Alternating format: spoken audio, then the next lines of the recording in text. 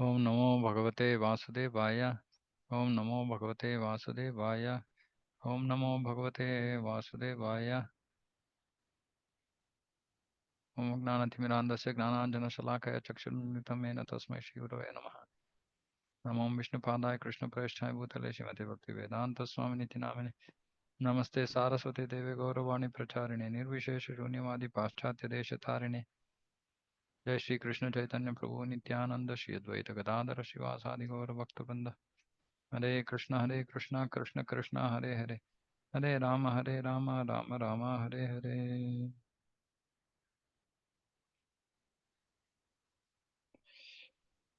ಶ್ರೀ ಚೈತನ್ಯ ಚರಿತಾಮೃತ ಮಧ್ಯಲೀಲ ಅಧ್ಯಾಯ 14. ಬೃಂದಾವನದ ಲೀಲೆಗಳು. ಶ್ಲೋಕ 1. ತಮ್ಮ ಭಕ್ತರ ಜೊತೆ ಶ್ರೀ ಚೈತನ್ಯ ಮಹಾಪ್ರಭುಗಳು ಲಕ್ಷ್ಮೀ ವಿಜಯೋತ್ಸವವೆಂಬ ಉತ್ಸವಕ್ಕೆ ಹೋದರು.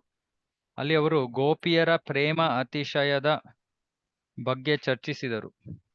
ಶ್ರವಣ ಮಾತ್ರದಿಂದಲೇ ಅವರು ಅತೀವ ಸಂತುಷ್ಟರಾಗಿ ಭಗವಂತನ ಬಗೆಗಿನ ಪ್ರೇಮಾವೇಶದಿಂದ ನರ್ತನ ಮಾಡಿದರು. ಜಯ ಜಯ ಗೌರಚಂದ್ರ ಶ್ರೀಕೃಷ್ಣ ಚೈತನ್ಯ, ಜಯ ಜಯ ನಿತ್ಯಾನಂದ, ಜಯ ದ್ವೈತ ಧನ್ಯ, ಜಯ ಜಯ ಶ್ರೀವಾಸಾದಿ ಗೌರ ಭಕ್ತ ಗಣ, ಜಯ ಶ್ರೋತಾ ಗಣ ಯಾರ ಗೌರ ಪ್ರಾಣಧನ. ಈ ಚೈತನ್ಯ ಮಹಾಪ್ರಭುಗಳು ಪ್ರೇಮಾವೇಶದಲ್ಲಿದ್ದಾಗ ಮಹಾರಾಜ ಪ್ರತಾಪರುದ್ರನು ತೋಟವನ್ನು ಪ್ರವೇಶಿಸಿದನು. ಸಾರ್ವಭೌಮ ಭಟ್ಟಾಚಾರ್ಯರ ಉಪದೇಶದ ಮೇರೆಗೆ ರಾಜನು ತನ್ನ ರಾಜವೇಷವನ್ನು ತೊರೆದನು. ಆಮೇಲೆ ಅವನು ವೈಷ್ಣವನ ವೇಷದಲ್ಲಿ ಉದ್ಯಾನವನ್ನು ಪ್ರವೇಶಿಸಿದನು. ಮಹಾರಾಜ ಪ್ರತಾಪರುದ್ರನು ಎಷ್ಟು ವಿನೀತನಾಗಿದ್ದನೆಂದರೆ, ಮೊದಲು ಕೈ ಮುಗಿದು ಎಲ್ಲಾ ಭಕ್ತರಿಂದ ಅನುಮತಿ ಪಡೆದನು. ಅನಂತರ ಅತ್ಯಂತ ಧೈರ್ಯದಿಂದ ಅವನು ಕೆಳಕ್ಕೆ ಬಿದ್ದು ಪ್ರಭುಗಳ ಪಾದಕಮಲಗಳನ್ನು ಮುಟ್ಟಿದನು. ಚೈತನ್ಯ ಮಹಾಪ್ರಭುಗಳು ಎತ್ತರವಾದ ಜಗಲಿಯ ಮೇಲೆ ಕಣ್ಣು ಮುಚ್ಚಿಕೊಂಡು ಪ್ರೇಮಾವೇಶದಲ್ಲಿ ಮಲಗಿದ್ದಾಗ ರಾಜನು ನಿಪುಣತೆಯಿಂದ ಅವರ ಕಾಲುಗಳನ್ನು ಒತ್ತಲಾರಂಭಿಸಿದನು. ರಾಜನು ಶ್ರೀಮದ್ ಭಾಗವತದ ರಾಸಲೀಲಾ ಭಾಗದ ಶ್ಲೋಕಗಳನ್ನು ಪಠಿಸಲಾರಂಭಿಸಿದನು. ಜಯತೀತೆ ಧಿಕಂ ಎಂಬುದರಿಂದ ಆರಂಭವಾಗುವ ಅಧ್ಯಾಯವನ್ನು ರಾಜನು ಪಠಿಸಿದನು. ಇದಕ್ಕೆ ಗೋಪಿಗೀತೆ ಅಂತ ಕರೀತಾರೆ. ಭಾಗವತ 10ನೇ ಸ್ಕಂದ. ಈ ಶ್ಲೋಕಗಳನ್ನು ಚೈತನ್ಯ ಮಹಾಪ್ರಭುಗಳು ಕೇಳಿದೊಡನೆ ಅವರ ಸಂತೋಷಕ್ಕೆ ಪಾರವೇ ಇರಲಿಲ್ಲ. ಪಠನ ಮುಂದುವರಿಸು ಎಂದು ಅವರು ಮತ್ತೆ ಮತ್ತೆ ಹೇಳಿದರು. ರಾಜನು ತವ ಕಥಾಮೃತಂ ತಪ್ತ ಜೀವನಂ ಎಂಬ ಮಾತುಗಳಿಂದ ಆರಂಭವಾಗುವ ಶ್ಲೋಕವನ್ನು ಪಠನ ಮಾಡಿದೊಡನೆ ಪ್ರಭುಗಳು ಎದ್ದು ಪ್ರೇಮಾತಿಶಯದಿಂದ ಅವನನ್ನು ತಬ್ಬಿಕೊಂಡರು. ರಾಜನು ಪಠಿಸಿದ ಶ್ಲೋಕವನ್ನು ಕೇಳಿದೊಡನೆ ಚೈತನ್ಯ ಮಹಾಪ್ರಭುಗಳು ಹೇಳಿದರು, ನೀನು ನನಗೆ ಅಮೂಲ್ಯವಾದ ರತ್ನಗಳನ್ನು ಕೊಟ್ಟಿದ್ದೀಯೆ, ಆದರೆ ನಿನಗೆ ಕೊಡಲು ನನ್ನ ಬಳಿ ಏನೂ ಇಲ್ಲ. ಆದ್ದರಿಂದ ನಾನು ನಿನ್ನನ್ನು ಕೇವಲ ಆಲಂಗಿಸುತ್ತಿದ್ದೇನೆ. ಹೀಗೆ ಹೇಳಿ ಚೈತನ್ಯ ಮಹಾಪ್ರಭುಗಳು ಅದೇ ಶ್ಲೋಕವನ್ನು ಮತ್ತೆ ಮತ್ತೆ ಹೇಳಲಾರಂಭಿಸಿದರು. ರಾಜ ಮತ್ತು ಚೈತನ್ಯ ಮಹಾಪ್ರಭುಗಳು ಇಬ್ಬರೂ ನಡುಗುತ್ತಿದ್ದರು ಮತ್ತು ಅವರ ಕಣ್ಣುಗಳಿಂದ ನೀರು ಧಾರಾಕಾರವಾಗಿ ಹರಿಯುತ್ತಿತ್ತು. ಇಲ್ಲಿ ಮುಂದೆ ಶ್ಲೋಕ ಕೊಟ್ಟಿದ್ದಾರೆ. ಅದು ತವ ಕಥಾಮೃತಂ ತಪ್ತ ಜೀವನಂ ಕವಿಭಿರೀಡಿತಂ ಕಲ್ಮಷಾಪಹಂ ಶ್ರವಣಮಂಗಲಂ ಶ್ರೀಮದಾತತಂ ಭುವಿ ಗೃಣಂತಿಯೇ ಭೂರಿದಾ ಜನ. ಕೃಷ್ಣ, ನಿನ್ನ ಅಮೃತೋಪಮವಾದ ಮಾತುಗಳು ಮತ್ತು ನಿನ್ನ ಕಾರ್ಯ ಚಟುವಟಿಕೆಗಳ ವಿವರಣೆಗಳು ಈ ಐಹಿಕ ಜಗತ್ತಿನಲ್ಲಿ ನೊಂದ ಜೀವಿಗಳಿಗೆ ಪ್ರಾಣ ಸದೃಶವಾದವು. ನೋಡಿ, ಕೃಷ್ಣನ ಅಮೃತೋಪಮವಾದ ಮಾತುಗಳು, ಅಮೃತದಂತಹ ಮಾತುಗಳು ಮತ್ತು ಅವನ ಕಾರ್ಯ ಚಟುವಟಿಕೆಗಳ ವಿವರಣೆಗಳು ಅಂದ್ರೆ ಕೃಷ್ಣನ ಲೀಲೆಗಳು ಈ ಐಹಿಕ ಜಗತ್ತಿನಲ್ಲಿ ನೊಂದ ಜೀವಿಗಳಿಗೆ ಪ್ರಾಣ ಸದೃಶ. ಈ ಕಥನಗಳು ಶ್ರೇಷ್ಠ ವ್ಯಕ್ತಿಗಳಿಂದ ಪರಂಪರೆಯಲ್ಲಿ ಬಂದಿವೆ. ಅವು ಎಲ್ಲಾ ಪಾಪಗಳನ್ನು ತೊಡೆದು ಹಾಕುತ್ತವೆ. ಸುಮ್ಮನೆ ಕೃಷ್ಣನ ಕುರಿತಾಗಿ ಶ್ರವಣ ಮಾಡೋದ್ರಿಂದ ಪ್ರತಿನಿತ್ಯ ಅದು ನಮ್ಮ ಎಲ್ಲಾ ಪಾಪಗಳನ್ನು ಕೂಡ ತೊಡೆದು ಹಾಕುತ್ತೆ. ಇನ್ನೇನು ಮಾಡ್ಬೇಕಾಗಿಲ್ಲ. ಯಾರು ಈ ಕಥನಗಳ ಶ್ರವಣ ಮಾಡುತ್ತಾರೋ ಅವರಿಗೆ ಭಾಗ್ಯೋದಯವಾಗುತ್ತದೆ. ಅದಕ್ಕೆ ನಾವು ಎಲ್ಲರ ಮನೆಗೂ ಭಾಗವತ ಹೋಗ್ಬೇಕು ಅನ್ನೋ ಒಂದು ಪ್ರಯತ್ನ. ಅದು ವಿಶೇಷವಾಗಿ ನಮ್ಮ ಗುರು ಮಹಾರಾಜರು ಪರಮ ಪೂಜ್ಯ ಭಕ್ತಿ ವಿಕಾಸ್ ಮಹಾರಾಜರ ಇಚ್ಛೆ.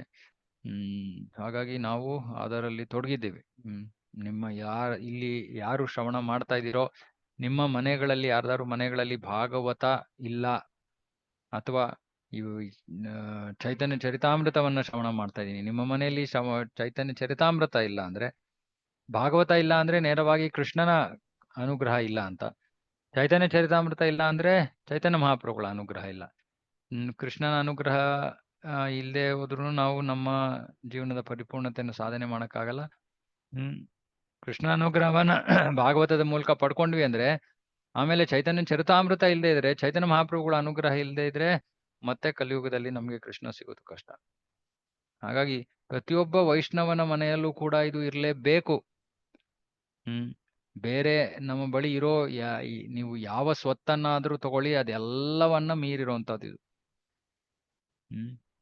ಯಾರ ಮನೆಯಲ್ಲಿ ಇಲ್ಲಿ ನಿಮ್ಮ ಯಾರಿಲ್ಲಿ ಒಂದು ಕಕ್ಷೆಯಲ್ಲಿ ಇದೀರೋ, ನಿಮ್ಮ ಮನೆಗಳಲ್ಲಿ ಭಾಗವತ ಚೈತನ್ಯ ಚರಿತಾಮೃತ ಇಲ್ಲ ಅಂದ್ರೆ ದಯವಿಟ್ಟು ತಿಳಿಸಿ.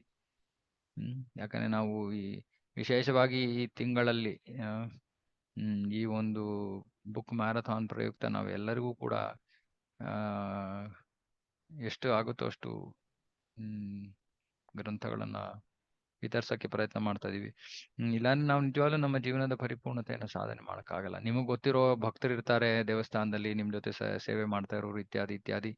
ದಯವಿಟ್ಟು ಎಲ್ಲರನ್ನೂ ಕೇಳಿ, ಭಾಗವತ ಚೈತನ್ಯ ಚರಿತಾಮೃತ ಎರಡು ಖಡಾಖಂಡಿತವಾಗಿ ಪ್ರತಿಯೊಬ್ಬ ವೈಷ್ಣವರ ಮನೆಯಲ್ಲೂ ಇರ್ಬೇಕು.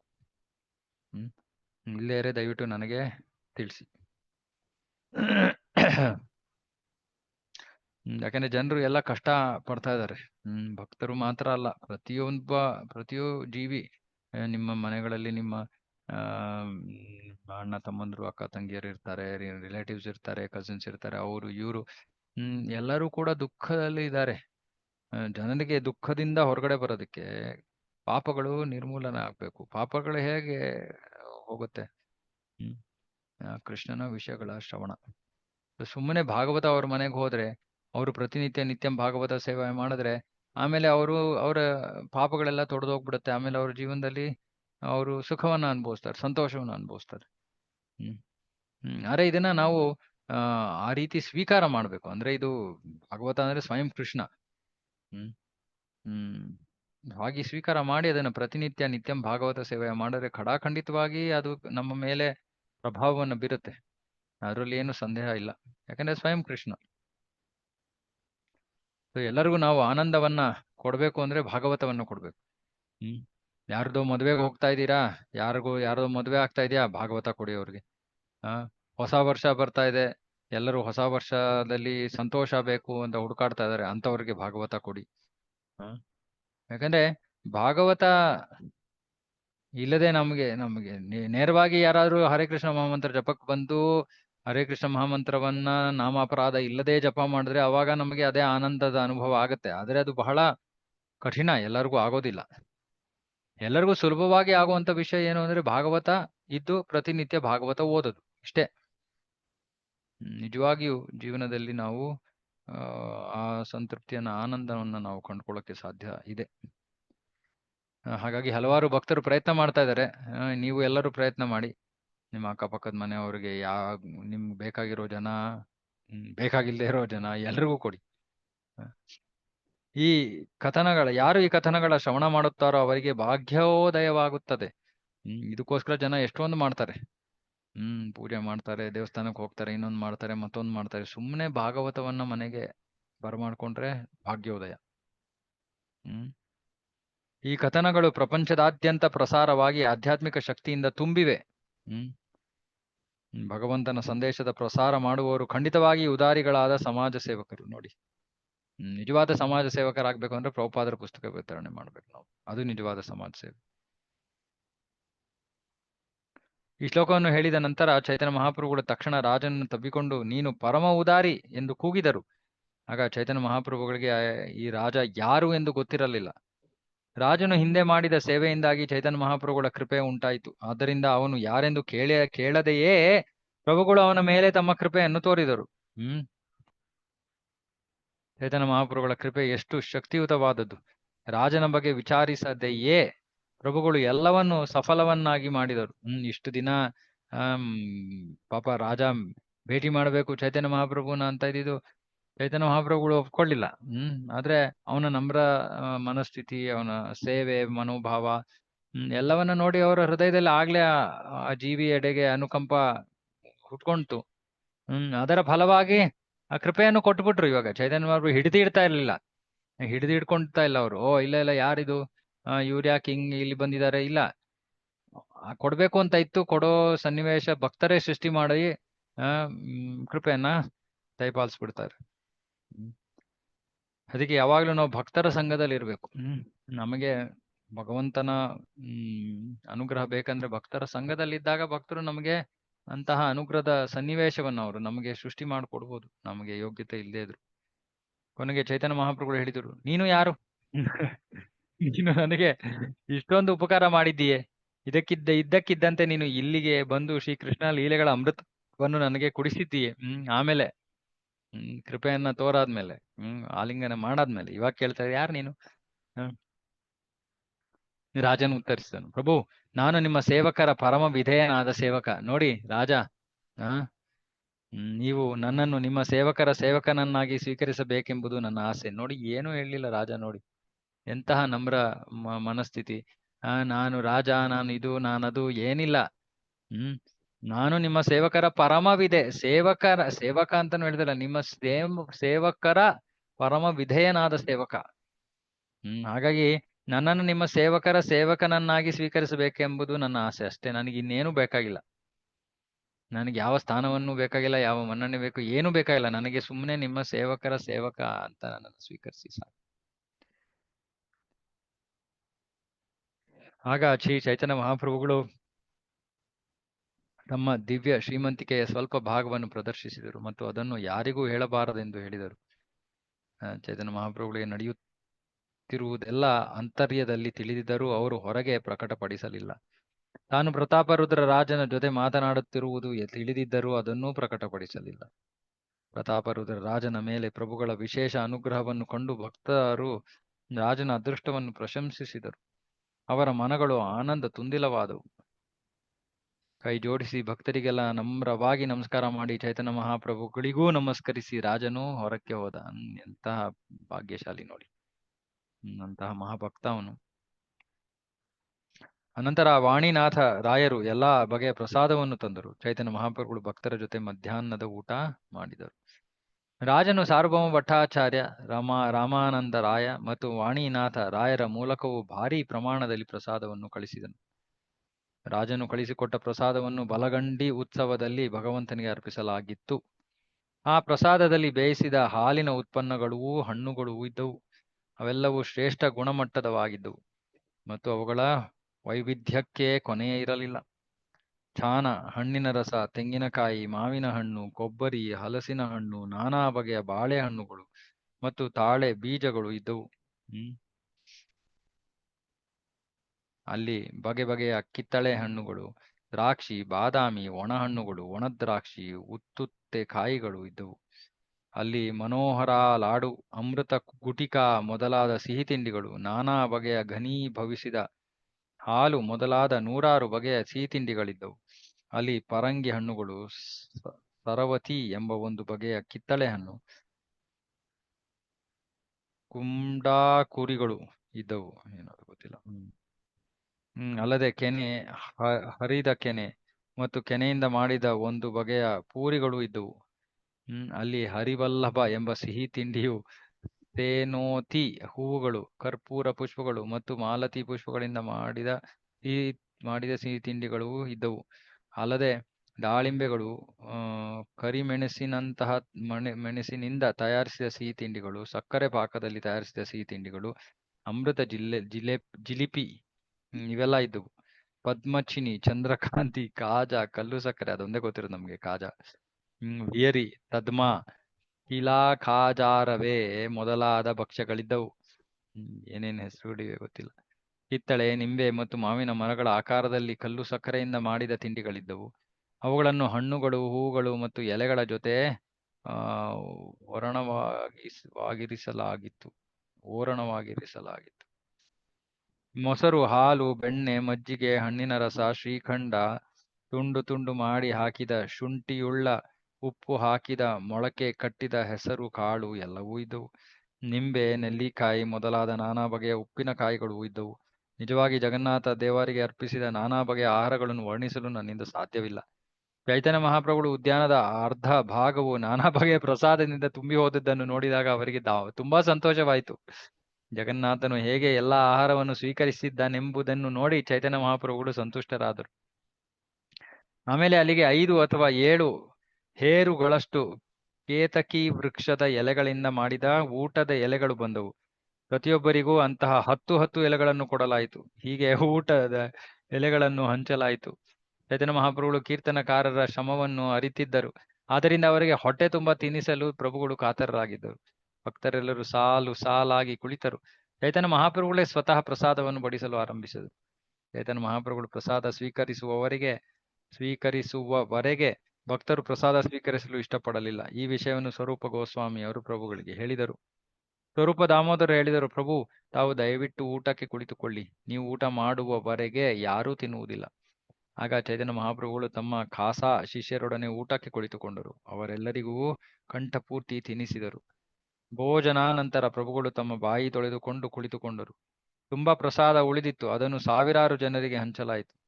ಚೈತನ್ಯ ಮಹಾಪ್ರಭುಗಳ ಆದೇಶದ ಮೇರೆಗೆ ಅವರ ಖಾಸಾ ಸೇವಕನಾದ ಗೋವಿಂದನು ಕಡು ಬಡತನದಿಂದ ಅಸಂತುಷ್ಟರಾದ ಭಿಕ್ಷುಕರಿಗೆ ಹೊಟ್ಟೆ ತುಂಬಾ ಊಟ ಹಾಕಿದನು. ಭಿಕ್ಷುಕರು ಪ್ರಸಾದ ತಿನ್ನುತ್ತಿರುವುದನ್ನು ನೋಡಿ ಚೈತನ್ಯ ಮಹಾಪ್ರಭುಗಳು ಹರಿಬೋಲ್ ಎಂದು ಹೇಳಿ ಅವರಿಗೂ ಪವಿತ್ರ ನಾಮ ಸಂಕೀರ್ತನೆ ಮಾಡಬೇಕೆಂದು ಉಪದೇಶಿಸಿದರು. ಹರಿಬೋಲ್ ಅಂದ್ರೆ ಈಗಿನ ಕಾಲದಲ್ಲಿ ಇಸ್ಕಾನ್ ಅಲ್ಲಿ ಇದು ಒಂದ್ ಸ್ವಲ್ಪ ಜನರಿಗೆ ಅಷ್ಟು ಸರಿಯಾಗಿ ಅರ್ಥ ಆಗ್ತಲ್ಲ. ಹರಿಬೋಲ್ ಅಂದ್ರೆ ಯಾರೋ ಹಿರಿಯರು ನಮಗೆ ಹರಿಬೋಲ್ ಅಂತಾರೆ, ನಾವೇನನ್ಬೇಕು ಹರಿ ಕೃಷ್ಣ ಅಂತ ಭಗವಂತನ ನಾಮ ತಗೋಬೇಕು. ಇವತ್ತು ಹೆಂಗಾಗ್ತದೆ, ಯಾರೋ ಹರಿಬೋಲ್ ಅಂತಾರೆ, ನಾವು ಹರಿಬೋಲ್ ಅಂತೀವಿ. ಅಂದ್ರೆ ಅವ್ರು ನಮ್ಗೆ ಆಜ್ಞೆ ಕೊಡ್ತಾ ಇದಾರೆ, ನಾವು ಅವ್ರಿಗೆ ವಾಪಸ್ ಆಜ್ಞೆ ಕೊಡ್ತಾ ಇದೀವಿ. ಅಲ್ಲ, ಆಗಲ್ಲ. ಸೊ ಚೈತನ್ಯ ಮಹಾಪ್ರಭುಗಳು ಹರಿಬೋಲ್ ಅಂದ್ರೆ ಅವರೆಲ್ಲ ಹರಿ ಅನ್ಬೇಕು, ಕೃಷ್ಣ ನಾಮವನ್ನು ತಗೋಬೇಕು.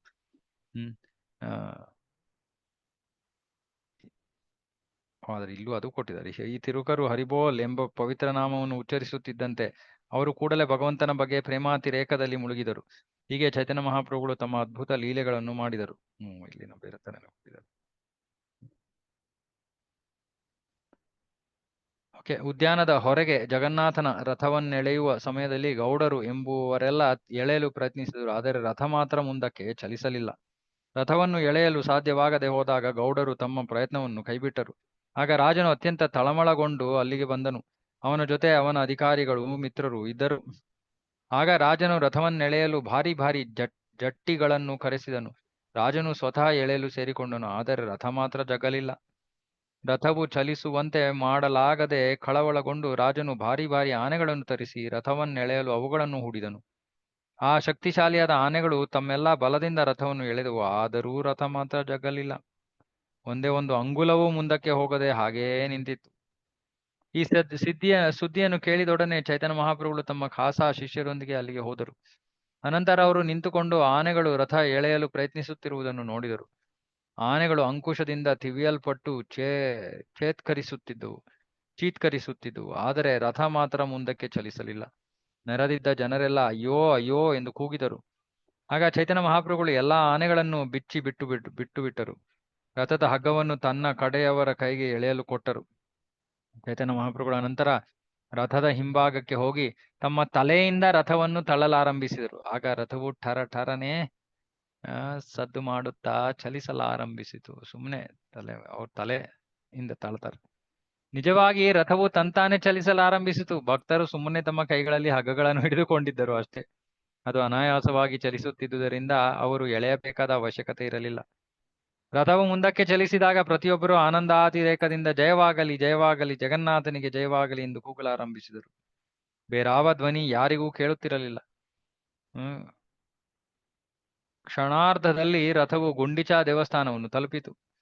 ಚೈತನ್ಯ ಮಹಾಪ್ರಭುಗಳ ಅಸಾಧಾರಣ ಶಕ್ತಿಯನ್ನು ನೋಡಿ ಜನರೆಲ್ಲರೂ ಆಶ್ಚರ್ಯಚಕಿತರಾದರು. ಅಲ್ಲಿ ನೆರೆದವರೆಲ್ಲರೂ ಜಯ ಗೌರ್ಚಂದ್ರ, ಜಯ ಶ್ರೀಕೃಷ್ಣ ಚೈತನ್ಯ ಎಂದು ಗಟ್ಟಿಯಾಗಿ ಕೂಗಿದರು. ಆಮೇಲೆ ಜನರು ಅದ್ಭುತ ಅದ್ಭುತ ಎಂದು ಕೂಗಿದರು. ಚೈತನ್ಯ ಮಹಾಪ್ರಭುಗಳ ಮಹಿಮೆಯನ್ನು ನೋಡಿ ಪ್ರತಾಪರುದ್ರ ಮಹಾರಾಜನು, ಅವನ ಮಂತ್ರಿಗಳು, ಮಿತ್ರರು ಪ್ರೇಮಾವೇಶದಿಂದ ಪುಲಕಿತರಾದರು. ಅನಂತರ ಜಗನ್ನಾಥನ ಸೇವಕರೆಲ್ಲರೂ ಜಗನ್ನಾಥನನ್ನು ರಥದಿಂದ ಇಳಿಸಿದರು. ಆಮೇಲೆ ಜಗನ್ನಾಥನು ತನ್ನ ಸಿಂಹಾಸನವನ್ನು ಅಲಂಕರಿಸಿದನು.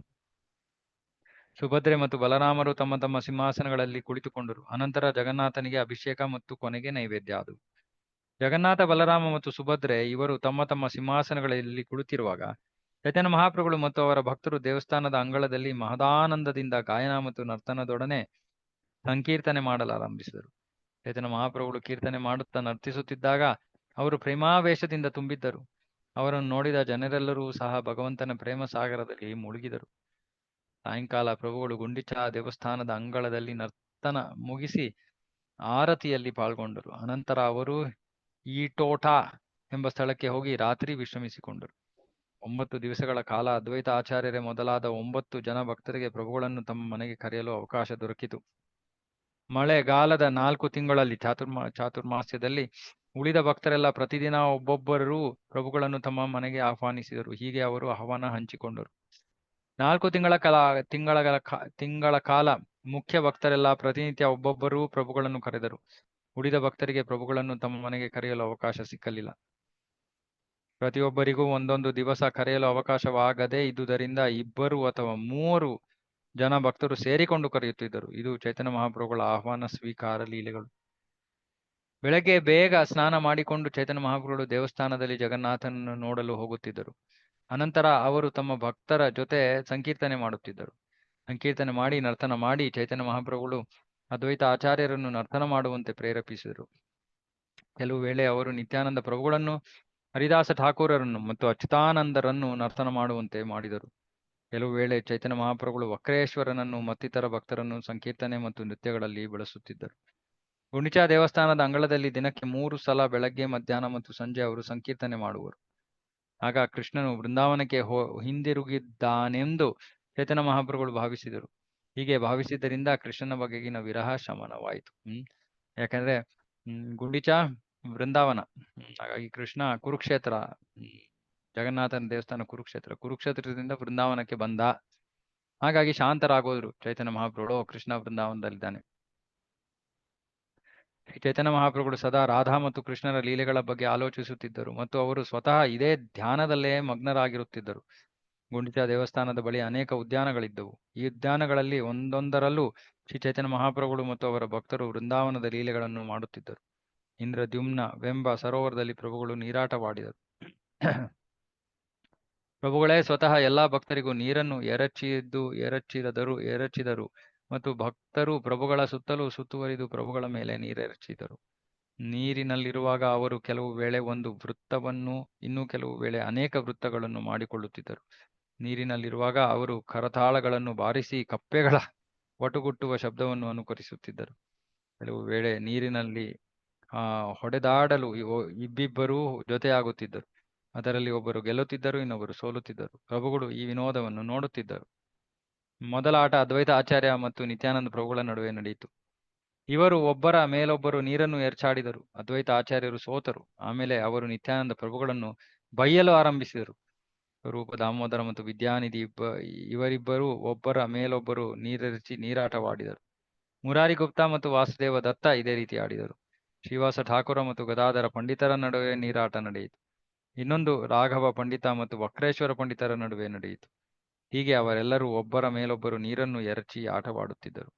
ಸಾರ್ವಭೌಮ ಭಟ್ಟಾಚಾರ್ಯರು ಶ್ರೀ ರಾಮಾನಂದ ರಾಯರ ಜೊತೆ ನೀರಾಟವಾಡಿದರು. ಅವರಿಬ್ಬರು ತಮ್ಮ ತಮ್ಮ ಗಾಂಭೀರ್ಯ ಬಿಟ್ಟು ಮಕ್ಕಳಂತೆ ಆದರು. ಚೈತನ್ಯ ಮಹಾಪ್ರಭುಗಳು ಸಾರ್ವಭೌಮ ಭಟ್ಟಾಚಾರ್ಯ ಮತ್ತು ರಾಮಾನಂದ ರಾಯರ ಉತ್ಸಾಹವನ್ನು ನೋಡಿ ನಕ್ಕು ಗೋಪಿನಾಥ ಆಚಾರ್ಯರಿಗೆ ಹೀಗೆ ಹೇಳಿದರು: ಭಟ್ಟಾಚಾರ್ಯ ಮತ್ತು ರಾಮಾನಂದ ರಾಯರಿಗೆ ತಮ್ಮ ಹುಡುಗಾಟವನ್ನು ನಿಲ್ಲಿಸಬೇಕೆಂದು ತಿಳಿಸಿ, ಏಕೆಂದರೆ ಅವರಿಬ್ಬರು ಪಂಡಿತರು, ಗಂಭೀರವಾದ ಶ್ರೇಷ್ಠವಾದ ವ್ಯಕ್ತಿಗಳು. ಗೋಪಿನಾಥ ಆಚಾರ್ಯರು ಹೇಳಿದರು: ನಿಮ್ಮ ಮಹಾಕೃಪೆಯ ಸಮುದ್ರದ ಒಂದು ಹನಿ ಅವರನ್ನು ಹೀಗೆ ಉಬ್ಬಿಸಿದೆ.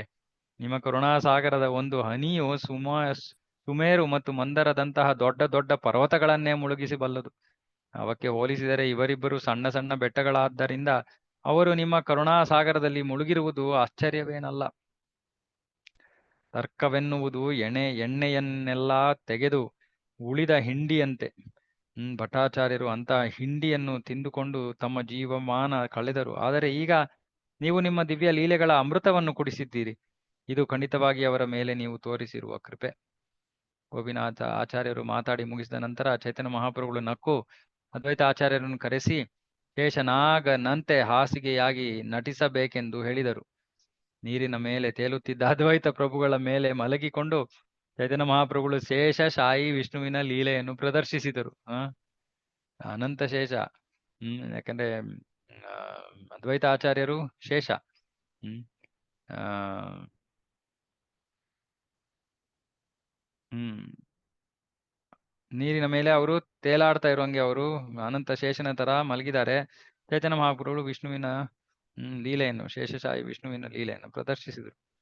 ತಮ್ಮ ನಿಜ ಶಕ್ತಿಯನ್ನು ತೋರಿಸುತ್ತಾ ಅದ್ವೈತ ಆಚಾರ್ಯರು ಈ ಚೈತನ್ಯ ಮಹಾಪ್ರಭುಗಳನ್ನು ಹೊತ್ತು ನೀರಿನ ಮೇಲೆ ತೇಲಿದರು. ಸ್ವಲ್ಪ ಕಾಲ ಜಲಕ್ರೀಡೆಯಾಡಿ ಚೈತನ್ಯ ಮಹಾಪ್ರಭುಗಳು ತಮ್ಮ ಭಕ್ತರೊಡಗೂಡಿ ತಮ್ಮ ಐಠೋಟ ಎಂಬ ಸ್ಥಳಕ್ಕೆ ಹಿಂದಿರುಗಿದರು. ಪರಮಾನಂದಪುರಿ, ಬ್ರಹ್ಮಾನಂದ ಭಾರತೀಯವರೇ ಮೊದಲಾದ ಚೈತನ್ಯ ಮಹಾಪ್ರಭುಗಳ ಪ್ರಮುಖ ಭಕ್ತರು ಅದ್ವೈತ ಆಚಾರ್ಯರ ಆಹ್ವಾನದ ಮೇರೆಗೆ ಭೋಜನ ಮಾಡಿದರು. ವಾಣಿನಾಥ ರಾಯರು ತಂದಿದ್ದ ಹೆಚ್ಚಿನ ಪ್ರಸಾದವನ್ನು ಚೈತನ್ಯ ಮಹಾಪ್ರಭುಗಳ ಇತರ ಸಹಚರರು ಸ್ವೀಕರಿಸಿದರು. ಮಧ್ಯಾಹ್ನ ಶ್ರೀ ಚೈತನ್ಯ ಮಹಾಪ್ರಭುಗಳು ದೇವರ ದರ್ಶನ ಮತ್ತು ನರ್ತನಕ್ಕಾಗಿ ಗುಂಡಿಚಾ ದೇವಸ್ಥಾನಕ್ಕೆ ಹೋದರು. ರಾತ್ರಿ ಅವರು ವಿಶ್ರಾಂತಿ ತೆಗೆದುಕೊಳ್ಳಲು ಉದ್ಯಾನಕ್ಕೆ ಹೋದರು. ಮಾರನೇ ದಿನ ಶ್ರೀ ಚೈತನ್ಯ ಮಹಾಪ್ರಭುಗಳು ಗುಂಡಿಚಾ ದೇವಸ್ಥಾನಕ್ಕೆ ಹೋಗಿ ದೇವರ ದರ್ಶನ ಮಾಡಿದರು. ಅಂಗಳದಲ್ಲಿ ಸ್ವಲ್ಪ ಹೊತ್ತು ಸಂಕೀರ್ತನೆ ಮಾಡಿ ನರ್ತನ ಮಾಡಿದರು.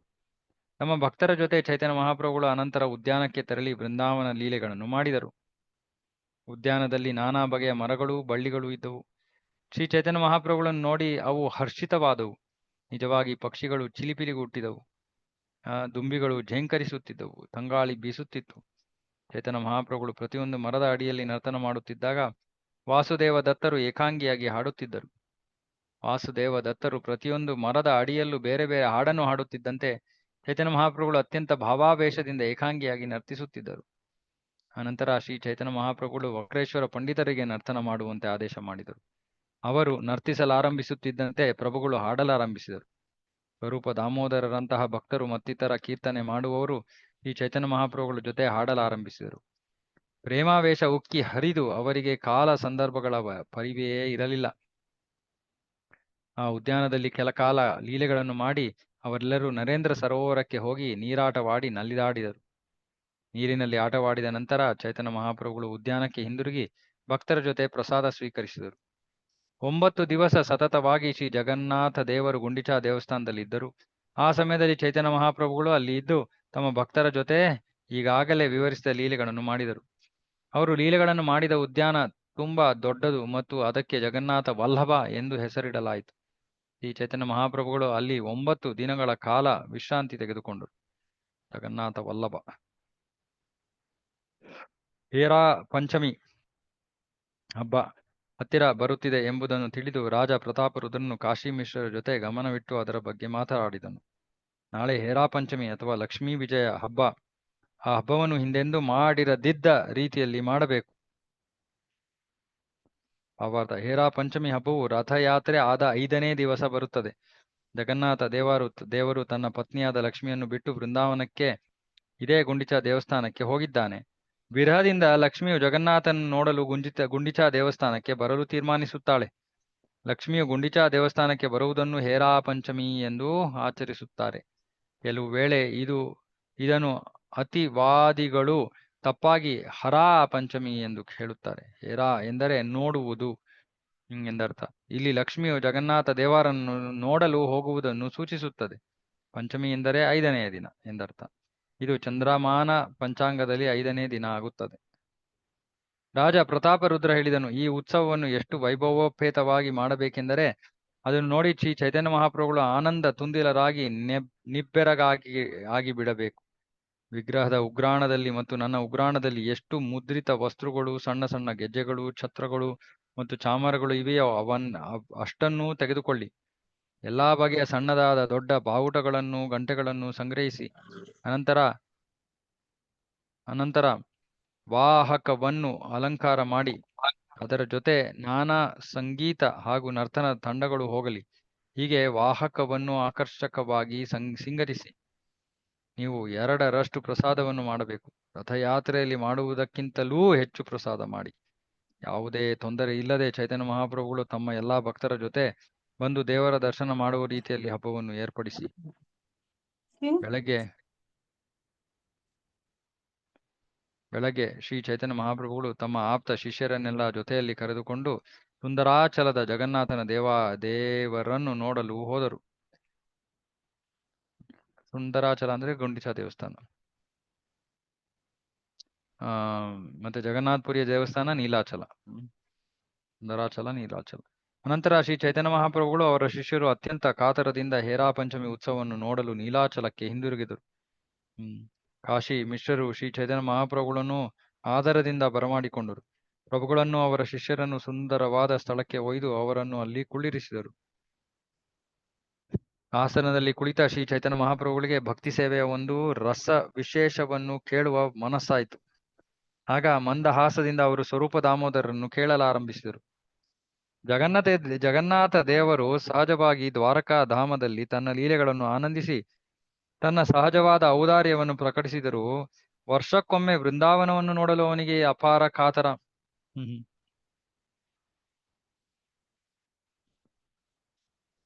ಸುತ್ತಮುತ್ತಲ ಉದ್ಯಾನವನಗಳನ್ನು ತೋರಿಸುತ್ತಾ ಚೈತನ್ಯ ಮಹಾಪ್ರಭುಗಳು ಹೇಳಿದರು, ಈ ತೋಟಗಳೆಲ್ಲ ವೃಂದಾವನದಂತೆಯೇ ಇವೆ. ಆದ್ದರಿಂದ ಜಗನ್ನಾಥ ದೇವರು ಅವನ್ನು ಮತ್ತೆ ನೋಡಲು ತುಂಬಾ ಕಾತರನಾಗಿದ್ದಾನೆ. ಒಳನೋಟಕ್ಕೆ ಜಗನ್ನಾಥ ದೇವರು ತಾನು ರಥಯಾತ್ರೆಯಲ್ಲಿ ಭಾಗವಹಿಸಬೇಕೆಂಬ ನೆಪ ಕೊಡುತ್ತಾರೆ. ಆದರೆ ಅವರು ಜಗನ್ನಾಥ ಪುರಿಯನ್ನು ಬಿಟ್ಟು ವೃಂದಾವನದಂತೆಯೇ ಇರುವ ಸುಂದರಾಚಲಕ್ಕೆ ಅಂದರೆ ಗುಂಡಿಚಾ ದೇವಸ್ಥಾನಕ್ಕೆ ಹೋಗಲು ಇಷ್ಟಪಡುತ್ತಾರೆ.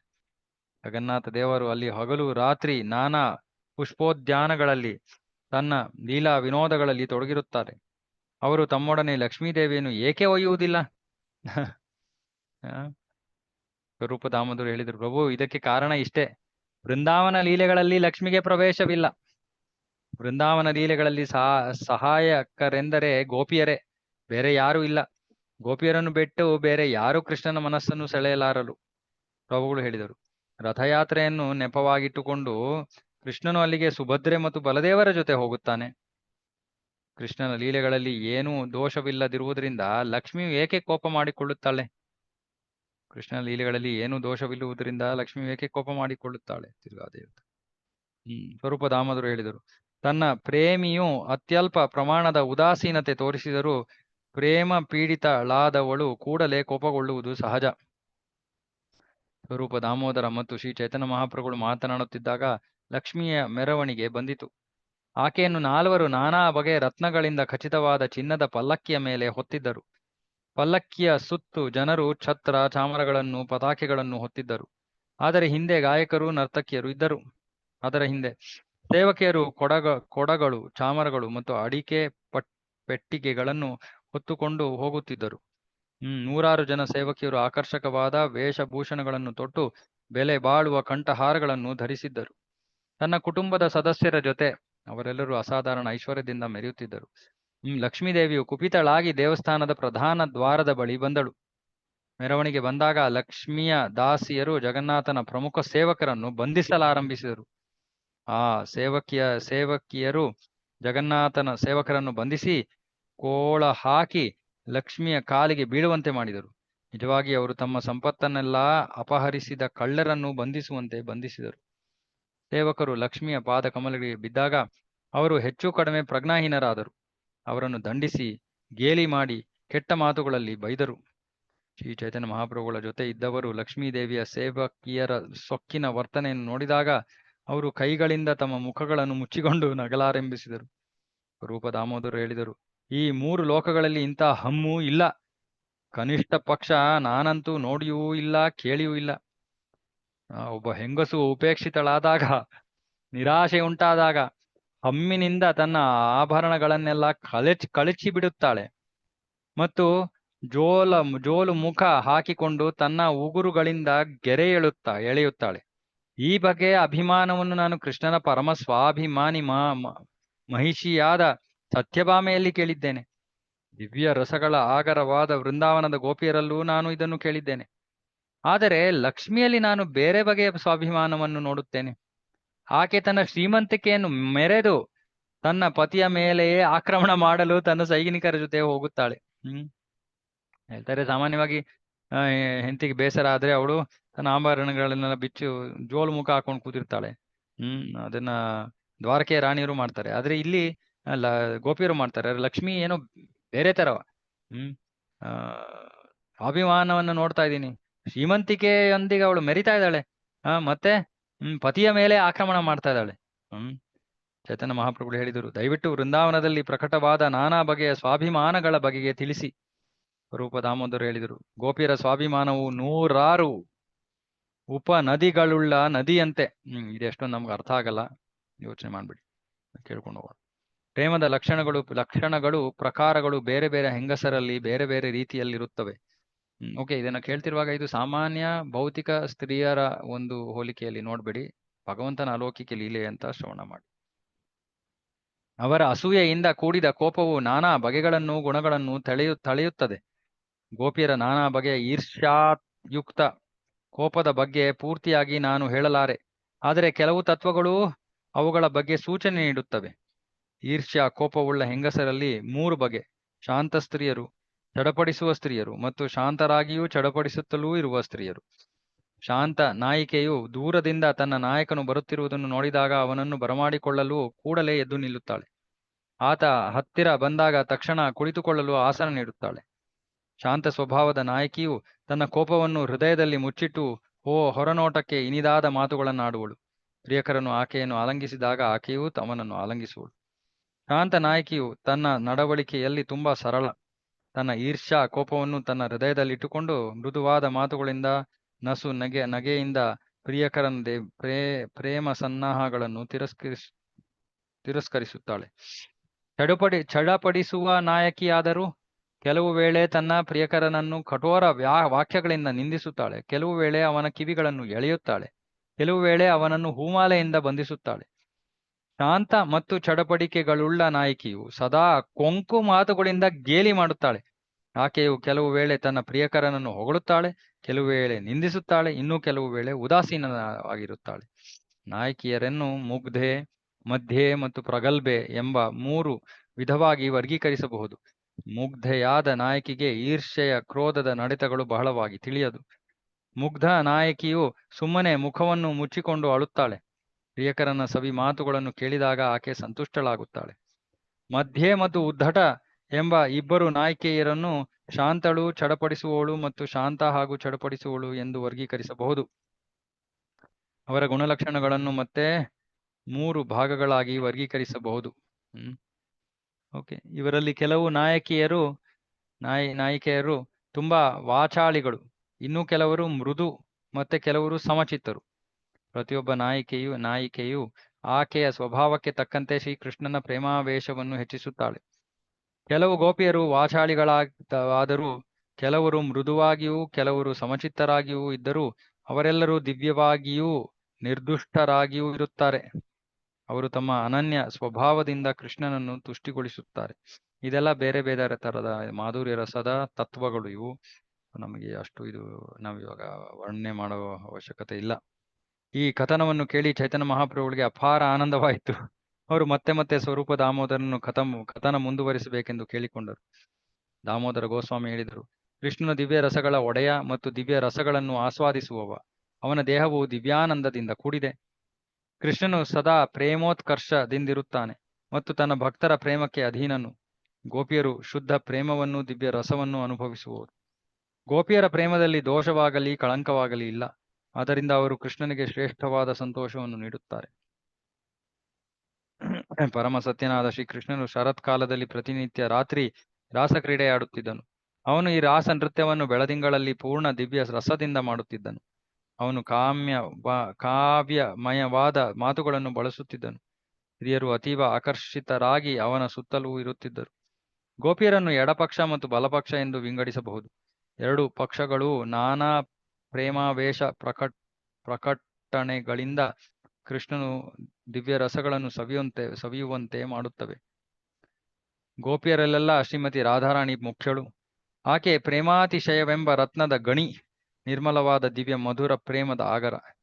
ರಾಧಾರಾಣಿಯು ಪ್ರಾಪ್ತ ವಯಸ್ಕಳು, ಶಾಂತ ಸ್ವಭಾವದವಳು. ಆಕೆಯು ಸದಾ ಪ್ರೇಮಾವೇಶದಲ್ಲಿ ಮುಳುಗಿ ಎಡಪಕ್ಷದ ಗೋಪಿಯರ ಭಾವದಲ್ಲಿರುವಳು. ಆಕೆ ವಾಮಪಕ್ಷದ ಗೋಪಿಯಾದ್ದರಿಂದ ಆಕೆಯ ಸ್ತ್ರೀ ಸಹಜ ಕೋಪವು ಸದಾ ಜಾಗೃತವಾಗಿರುತ್ತದೆ. ಆದರೆ ಕೃಷ್ಣನು ಆಕೆಯ ಕಾರ್ಯ ಚಟುವಟಿಕೆಗಳಿಂದ ದಿವ್ಯಾನಂದವನ್ನು ಪಡೆಯುತ್ತಾನೆ. ಹಾವಿನ ಚಲನೆಯಂತೆ ಯುವಕ ಯುವತಿಯರ ನಡುವಣ ಪ್ರೇಮ ವ್ಯವಹಾರಗಳ ಪ್ರಗತಿಯು ವಕ್ರವಾದುದು. ಇದರಿಂದಾಗಿ ತರುಣ ತರುಣಿಯರ ನಡುವೆ ಎರಡು ಬಗೆಯ ಕೋಪ ಉದ್ಭವಿಸುತ್ತದೆ. ಒಂದು ಸಕಾರಣವಾದ ಕೋಪ, ಇನ್ನೊಂದು ನಿಷ್ಕಾರಣವಾದ ಕೋಪ. ಚೈತನ್ಯ ಮಹಾಪ್ರಭುಗಳು ಈ ಮಾತುಗಳನ್ನು ಕೇಳುತ್ತಿದ್ದಂತೆ ಅವರ ಆನಂದ ಸಾಗರವು ಉಕ್ಕಿ ಹರಿಯಿತು. ಆದ್ದರಿಂದ ಅವರು ಸ್ವರೂಪ ದಾಮೋದರರಿಗೆ ಹೇಳುತ್ತಾ ಹೋಗಿ ಎಂದು ಹೇಳಿದರು. ಆಗ ಸ್ವರೂಪ ದಾಮೋದರರು ಮುಂದುವರಿಸಿದರು. ಶ್ರೀಮತಿ ರಾಧಾರಾಣಿಯ ಪ್ರೇಮ ಅತ್ಯುನ್ನತ ಮಟ್ಟದ ಪ್ರೇಮ. ಆಕೆಯ ವ್ಯವಹಾರಗಳೆಲ್ಲವೂ ಸಂಪೂರ್ಣ ಪರಿಶುದ್ಧ ಮತ್ತು ಐಹಿಕ ಸೋಂಕೆ ಇಲ್ಲದವು. ನಿಜವಾಗಿ ಆಕೆಯ ವ್ಯವಹಾರಗಳು ಚಿನ್ನಕ್ಕಿಂತ 10 ಪಟ್ಟು ಚೊಕ್ಕವಾದವು. ಶ್ರೀಕೃಷ್ಣನ ದರ್ಶನ ಮಾಡುವ ಅವಕಾಶ ಸಿಕ್ಕೊಡನೆ ಆಕೆಯ ಶರೀರವು ನಾನಾ ಬಗೆಯ ಭಾವಪೂರ್ಣವಾದ ಆಭರಣಗಳಿಂದ ಅಲಂಕೃತವಾಗುವುದು. ಶ್ರೀಮತಿ ರಾಧಾರಾಣಿಯ ದೇಹದ ದಿವ್ಯ ಆಭರಣಗಳಲ್ಲಿ 8 ಸಾತ್ವಿಕಗಳು ಅಥವಾ ದಿವ್ಯ ಲಕ್ಷಣಗಳು, ಹರ್ಷ ಅಥವಾ ಸಹಜ ಪ್ರೇಮದ ಸಂತೋಷದಿಂದ ಆರಂಭವಾಗುವ 33 ವ್ಯಭಿಚಾರಿ ಭಾವಗಳು ಮತ್ತು 20 ಭಾವಗಳು ಅಥವಾ ಭಾವಾತಿರೇಕದ ಆಭರಣಗಳು. ಇದೆಲ್ಲ ಓಕೆ.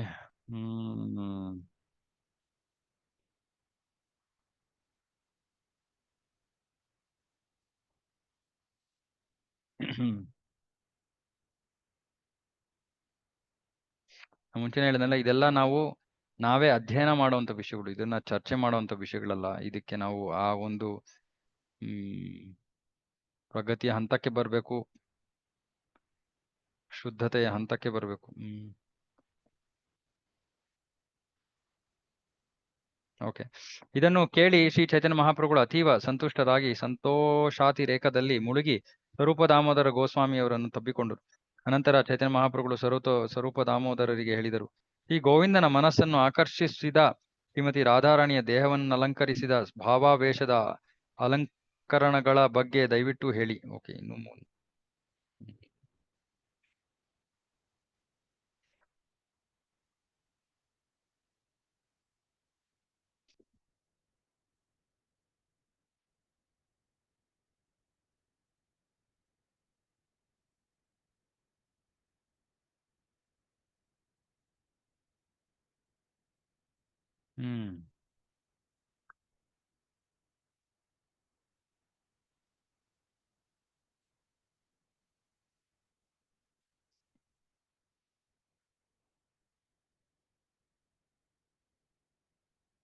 ಓಕೆ.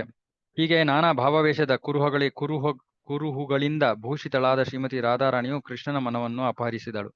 ಶ್ರೀಕೃಷ್ಣನ ಅನಂತ ಲೀಲೆಗಳನ್ನು ಬಣ್ಣಿಸಲು ಸ್ವತಃ ಅವನದೇ ಸಹಸ್ರ ವದನನ ಅವತಾರದಲ್ಲೂ, ಅಂದರೆ 1000 ಬಾಯ ಶೇಷನಾಗನ ಅವತಾರದಲ್ಲೂ ಸಾಧ್ಯವಿಲ್ಲ. ಆಗ ಶ್ರೀವಾಸ ಠಾಕೂರರು ನಕ್ಕು ಸ್ವರೂಪ ದಾಮೋದರಿಗೆ ಹೀಗೆ ಹೇಳಿದರು, ಸ್ವಾಮಿ, ದಯವಿಟ್ಟು ಕೇಳಿ. ನನ್ನ ಲಕ್ಷ್ಮೀದೇವಿಯ ಸಂಪತ್ತಿನ ವೈಭವವನ್ನು ನೋಡಿ. ಬೃಂದಾವನದ ಸಂಪತ್ತಿನ ಬಗ್ಗೆ ಹೇಳುವುದಾದರೆ ಅದರಲ್ಲಿ ಕೆಲವು ಹೂ ಗಿಡಗಳು, ಬೆಟ್ಟ ಗುಡ್ಡಗಳಲ್ಲಿ ದೊರಕುವ ಕೆಲವು ಖನಿಜಗಳು, ಕೆಲವು ನವಿಲುಗರಿಗಳು ಮತ್ತು ಗುಲಗಂಜಿ ಗಿಡಗಳು ಇವೆ. ಜಗನ್ನಾಥನು ವೃಂದಾವನವನ್ನು ನೋಡಲು ತೀರ್ಮಾನಿಸಿ ಅಲ್ಲಿಗೆ ಹೋದನು. ಆಗ ಲಕ್ಷ್ಮಿಗೆ ಚಡಪಡಿಕೆ ಮತ್ತು ಅಸೂಯೆ ಉಂಟಾದವು. ಆಕೆ ಆಶ್ಚರ್ಯಪಟ್ಟಳು. ಜಗನ್ನಾಥ ದೇವರು ಇಷ್ಟೊಂದು ಸಂಪತ್ತನ್ನು ತೊರೆದು ವೃಂದಾವನಕ್ಕೆ ಏಕೆ ಹೋದ? ಅವನನ್ನು ನಗೆ ಗೇಡಿಯನ್ನಾಗಿ ಮಾಡಲು ಲಕ್ಷ್ಮಿಯು ತುಂಬಾ ಅಲಂಕಾರ ಮಾಡಲು ಏರ್ಪಾಟು ಮಾಡಿದಳು. ಅನಂತರ ಲಕ್ಷ್ಮಿಯ ಸೇವಕಿಯರು ಜಗನ್ನಾಥ ಸೇವಕರಿಗೆ ಹೇಳಿದರು, ನಿಮ್ಮ ಜಗನ್ನಾಥ ದೇವರು ಏತಕ್ಕೆ ಲಕ್ಷ್ಮೀದೇವಿಯ ಭಾರೀ ಸಂಪತ್ತನ್ನು ತೊರೆದು ಒಂದಿಷ್ಟು ಎಲೆಗಳು, ಹೂಗಳು, ಹಣ್ಣುಗಳು ಇರುವ ಶ್ರೀಮತಿ ರಾಧಾರಾಣಿಯ ಹೂತೋಟಕ್ಕೆ ಹೋದನು? ನಿಮ್ಮ ಪ್ರಭು ಎಲ್ಲದರಲ್ಲೂ ನಿಷ್ಣಾತ, ಆದರೆ ಅವನು ಇಂತಹ ಕೆಲಸಗಳನ್ನೇಕೆ ಮಾಡುತ್ತಾನೆ? ಈಗ ಹೋಗಿ ನಿಮ್ಮ ಪ್ರಭುವನ್ನು ಲಕ್ಷ್ಮಿಯ ಎದುರಿಗೆ ಕರೆತನ್ನಿ. ಹೀಗೆ ಲಕ್ಷ್ಮೀದೇವಿಯ ದಾಸಿಯರೆಲ್ಲರೂ ಜಗನ್ನಾಥನ ಸೇವಕರನ್ನು ಬಂಧಿಸಿ ಸೊಂಟಕ್ಕೆ ಕಟ್ಟಿ ಲಕ್ಷ್ಮಿಯ ಎದುರು ಕರೆದುಕೊಂಡು ಬಂದರು. ದಾಸಿಯರೆಲ್ಲರೂ ಜಗನ್ನಾಥ ದೇವರ ಸೇವಕರನ್ನು ಲಕ್ಷ್ಮಿಯ ಪಾದಕಮಲಗಳ ಬಳಿ ಕರೆತಂದಾಗ ಆ ಜಗನ್ನಾಥನ ಸೇವಕರಿಗೆ ದಂಡ ವಿಧಿಸಿ ಶರಣಾಗುವಂತೆ ಮಾಡಲಾಯಿತು. ದಾಸಿಯರೆಲ್ಲ ರಥವನ್ನು ದೊಣ್ಣೆಯಿಂದ ಬಡಿಯಲಾರಂಭಿಸಿದರು ಮತ್ತು ಜಗನ್ನಾಥನ ಸೇವಕರನ್ನು ಕಳ್ಳರಂತೆ ನೋಡಿದರು. ಕೊನೆಗೆ ಜಗನ್ನಾಥನ ಸೇವಕರೆಲ್ಲರೂ ಲಕ್ಷ್ಮೀದೇವಿಗೆ ಕೈ ಜೋಡಿಸಿ ನಮಸ್ಕಾರ ಮಾಡಿ ಮಾರನೇ ದಿನ ಆಕೆಯ ಎದುರು ಜಗನ್ನಾಥನನ್ನು ತಂದು ಒಪ್ಪಿಸುವುದಾಗಿ ಭರವಸೆ ಕೊಟ್ಟರು. ಹೀಗೆ ಶಾಂತಳಾಗಿ ಲಕ್ಷ್ಮಿಯು ತನ್ನ ಮನೆಗೆ ಹಿಂದಿರುಗಿದಳು. ನೋಡಿ, ನನ್ನ ಲಕ್ಷ್ಮೀದೇವಿಯ ಶ್ರೀಮಂತಿಕೆ ವರ್ಣಿಸಲಸದಳವಾದುದು. ಶ್ರೀವಾಸ ಠಾಕೂರರು, ನಾರದ ಮುನಿಗಳು ವೈಕುಂಠ ಭಾವ ಅವ್ರದ್ದು. ಹಾಗಾಗಿ ಅವರು ಲಕ್ಷ್ಮೀದೇವಿಯನ್ನು ಹೊಗಳ್ತಾ ಇದ್ದಾರೆ. ಆದ್ರೆ ನಾವು ತಿಳ್ಕೊಬೇಕು, ನಮ್ಗೆ ವೈಕುಂಠ ಭಾವ ಇರ್ಲಿ, ಗೋಲೋಕ ಭಾವ ಇರ್ಲಿ, ಮಾಡ್ಬೇಕಾಗಿರೋದು ಹರೇ ಕೃಷ್ಣ ಮಹಾಮಂತ್ರ, ಮಾಡ್ಬೇಕಾಗಿರೋದು ಭಕ್ತಿ ಸೇವೆ, ವಿಧಾನ ಒಂದೇ. ಭಾವ ಬೇರೆ ಬೇರೆ ಇರುತ್ತೆ. ಅದಕ್ಕಿನ್ನು ಸಮಯ ಬರುತ್ತೆ, ನಮ್ಗೆ ಆಮೇಲೆ ಗೊತ್ತಾಗತ್ತೆ ಮುಂದುವರೆದಾಗ. ಶ್ರೀವಾಸ ಠಾಕೂರರು ಸ್ವರೂಪ ದಾಮೋದರನ್ನು ಕುರಿತು ತಮ್ಮ ಮಾತನ್ನು ಮುಂದುವರಿಸಿದರು.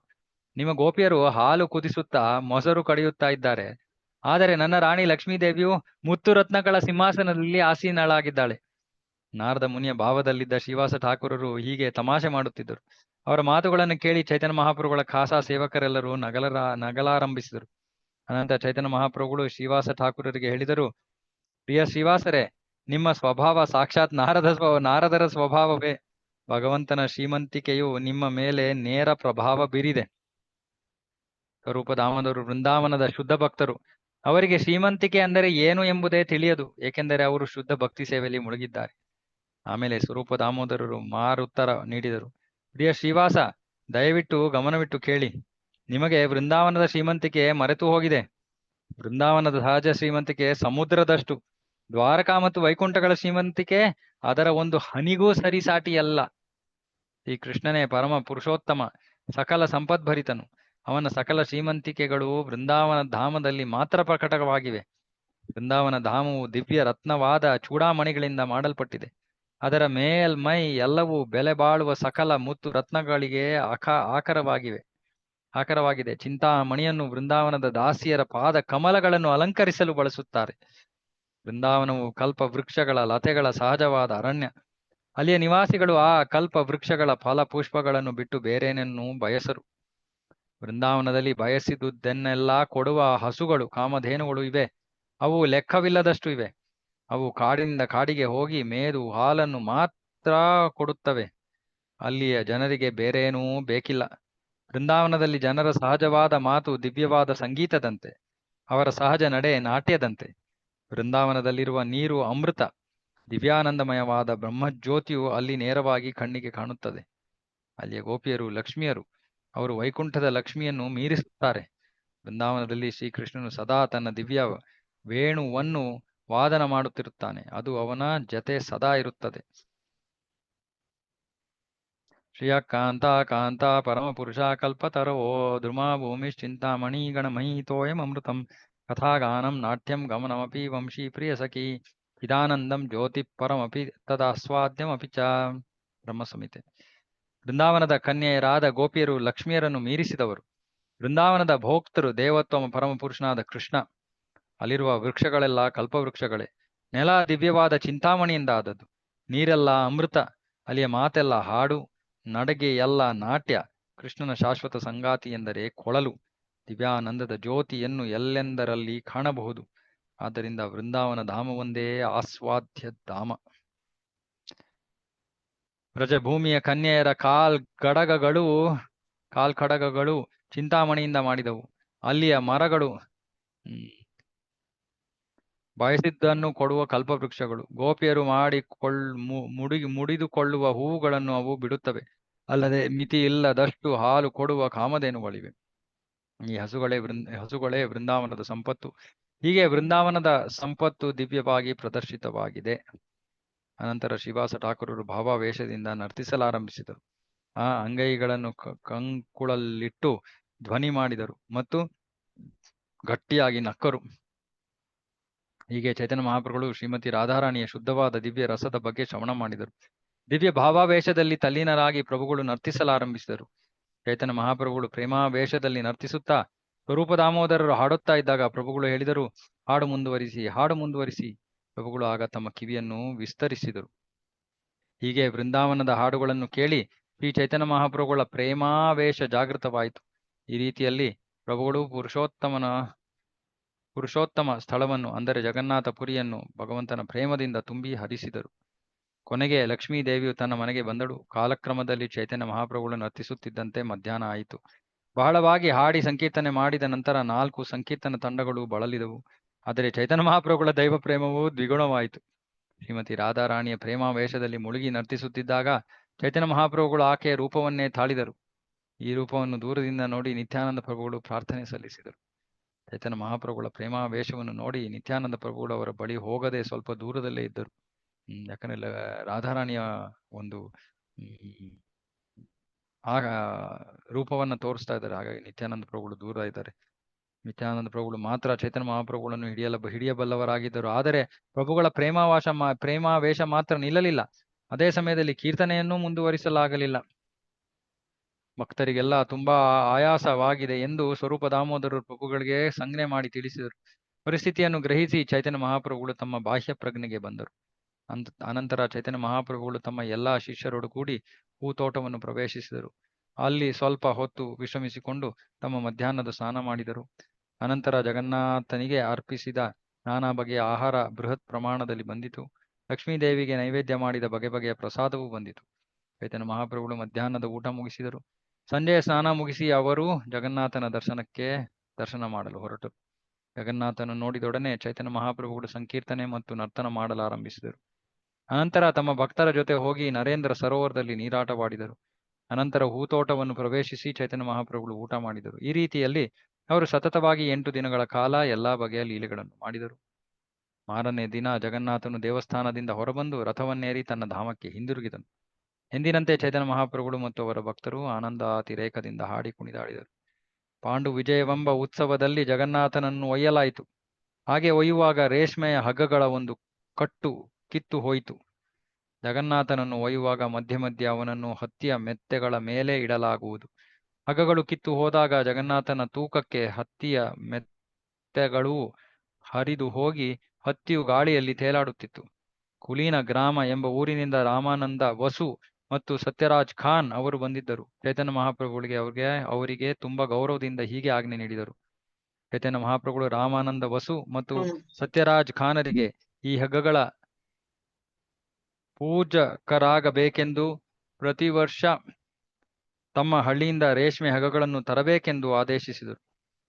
ಹೀಗೆ ಹೇಳಿದ ನಂತರ ಚೈತನ್ಯ ಮಹಾಪ್ರಭುಗಳು ಅವರಿಗೆ ಕಿತ್ತು ಹೋದ ರೇಷ್ಮೆ ಹಗ್ಗಗಳನ್ನು ತೋರಿಸಿ, ಈ ಹಗ್ಗವನ್ನು ನೋಡಿ, ಇದಕ್ಕಿಂತ ಗಟ್ಟಿ ಭದ್ರವಾದ ಹಗ್ಗಗಳನ್ನು ನೀವು ತಯಾರಿಸಬೇಕು.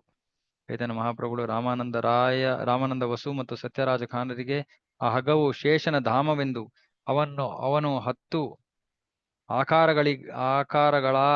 ಆಕಾರಗಳಾಗಿ ವಿಸ್ತರಿಸಿ ದೇವೋತ್ತಮ ಪರಮ ಪುರುಷನ ಸೇವೆ ಮಾಡುತ್ತಾನೆಂದು ತಿಳಿಸಿದರು. ಪ್ರಭುಗಳಿಂದ ಭಗವಂತನ ಸೇವೆ ಮಾಡುವ ಆದೇಶ ಪಡೆದ ನಂತರ ಭಾಗ್ಯವಂತರಾದ ಸತ್ಯರಾಜ ಮತ್ತು ರಾಮಾನಂದ ವಸುಗಳು ತುಂಬಾ ಸಂತುಷ್ಟರಾದರು. ಅನಂತ ಪ್ರತಿವರ್ಷ ಗುಂಡಿಚಾ ದೇವಸ್ಥಾನದ ಮಾರ್ಜನ ಸಮಯದಲ್ಲಿ ಸತ್ಯರಾಜ ಮತ್ತು ರಾಮಾನಂದ ವಸುಗಳು ಇತರ ಭಕ್ತರ ಜೊತೆ ಬಂದು ಅತೀವ ಸಂತೋಷದಿಂದ ರೇಷ್ಮೆ ಹಗ್ಗವನ್ನು ತಂದು ಕೊಡುತ್ತಾರೆ. ಅನಂತರ ಜಗನ್ನಾಥನು ತನ್ನ ದೇವಸ್ಥಾನಕ್ಕೆ ಹಿಂದಿರುಗಿ ತನ್ನ ಸಿಂಹಾಸನದಲ್ಲಿ ಕುಳಿತುಕೊಂಡನು. ಚೈತನ್ಯ ಮಹಾಪ್ರಭುಗಳು ಭಕ್ತರ ಜೊತೆ ತಮ್ಮ ಮನೆಗೆ ಹಿಂದಿರುಗಿದರು. ಹೀಗೆ ಚೈತನ್ಯ ಮಹಾಪ್ರಭುಗಳು ತಮ್ಮ ಭಕ್ತರಿಗೆ ರಥೋತ್ಸವವನ್ನು ತೋರಿಸಿದರು ಮತ್ತು ಅವರ ಜೊತೆ ವೃಂದಾವನ ಲೀಲೆಗಳನ್ನು ನಡೆಸಿದರು. ಚೈತನ್ಯ ಮಹಾಪ್ರಭುಗಳ ಲೀಲೆಗಳು ಅನಂತ ಮತ್ತು ಅಪಾರ. ಸಹಸ್ರವದನನಾದ ಶೇಷನೂ ಸಹ ಅವನ ಲೀಲೆಗಳ ಮಿತಿಯನ್ನು ಅರಿಯಲಾರ. ಶ್ರೀ ರೂಪ ಮತ್ತು ಶ್ರೀ ರಘುನಾಥರ ಪದತಲದಲ್ಲಿ ಕುಳಿತು ಅವರ ಅನುಗ್ರಹ ನನ್ನ ಮೇಲಿರಲಿ ಎಂದು ಪ್ರಾರ್ಥಿಸುತ್ತಾ ಆ ಮಹನೀಯರು ನಡೆದ ಹಾದಿಯಲ್ಲಿ ನಡೆಯುತ್ತಾ ಕೃಷ್ಣದಾಸನಾದ ನಾನು ಚೈತನ್ಯ ಚರಿತಾಮೃತವನ್ನು ಕಥಿಸುತ್ತೇನೆ. ಇದರೊಂದಿಗೆ ಮಧ್ಯಲೀಲೆಯ 4ನೇ ಅಧ್ಯಾಯ ಮುಗಿಯಿತು. 15 ಸಾರ್ವಭೌಮ ಭಟ್ಟಾಚಾರ್ಯರ ಮನೆಯಲ್ಲಿ ಪ್ರಭುಗಳು ಪ್ರಸಾದ ಸ್ವೀಕರಿಸುವುದು. ಓಕೆ, ಇದನ್ನ ನಾವು ಸೋಮವಾರ ಪ್ರಾರಂಭ ಮಾಡೋಣ. ಈ ಚೈತನ್ಯ ಚರಿತಾಮೃತ ಕಿ ಜಯ, ಜಗದ್ಗುರು ಶ್ರೀಲ ಪ್ರಭುಪಾದ ಕಿ ಜಯ, ಸಮವೇತ ಗೌರವ ಕಿ ಜಯ. ಹರೇ ಕೃಷ್ಣ. ಹರೇ ಕೃಷ್ಣ ಪ್ರಭುಜಿ.